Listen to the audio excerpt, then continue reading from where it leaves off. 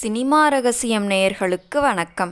சினிமாவில் புகழ்பெற்ற காலத்தில் தனக்கு கிடைத்த வருமானத்தில் தனது சொந்த ஊரான புதுக்கோட்டையில் 124 வீடுகளையும் 1000 ஏக்கர் நிலங்களையும் வாங்கி குவித்திருக்கிறார் பி.யு. சின்னப்பா.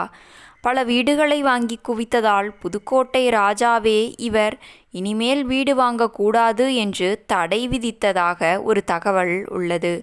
இந்த நிலையில்தான் 35 வயதாக இருக்கும்போது சொந்த ஊரில் நண்பர்களுடன் பேசிக்கொண்டிருந்த போதே இரத்த வாந்தி எடுத்த பி.யு. சின்னப்பா உயிரிழக்க குடும்பம் சென்னைக்கு குடிபெயர்ந்தது.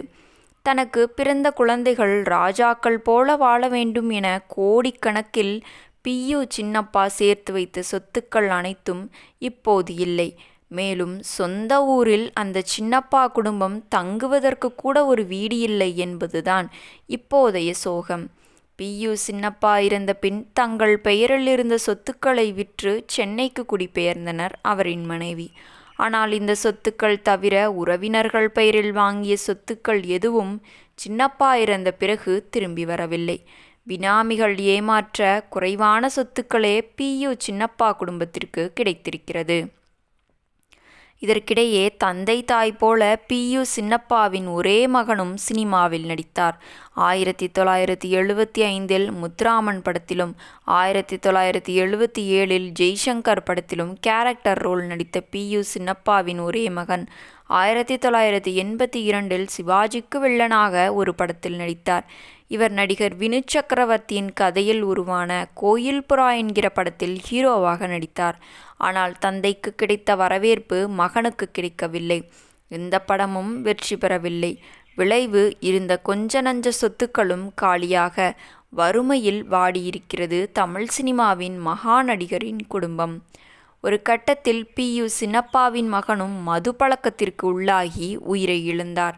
அவர் உயிரிழக்கும் முன்பாகவே குடும்ப பாரமும் மொத்தமும் அவரின் முதல் மனைவி கஸ்தூரி மேலே விழுந்தது. முன்னாள் முதல்வர் எம்.ஜி.ஆர். உதவியால் சத்துணவு கூடத்தில் சமையலர் வேலை கிடைக்க அதனை கொண்டு குடும்பத்தை காப்பாற்றினார் கஸ்தூரி.